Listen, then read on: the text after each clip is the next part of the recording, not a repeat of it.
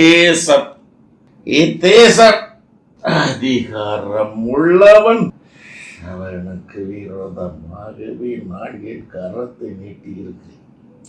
கொடுக்கப்பட்ட அதிகாரம் அவனை விட்டு விலகி செல்ல நான் உத்தரவிட்டிருக்கிறேன்.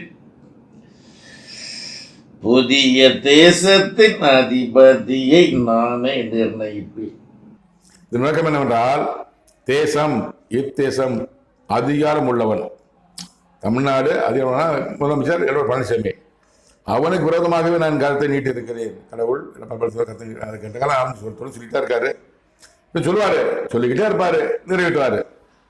கொடுக்கப்பட்ட அதிகாரம் அவனை விட்டு விலகி செல்ல நான் உத்தரவிட்டு இருக்கிறேன்.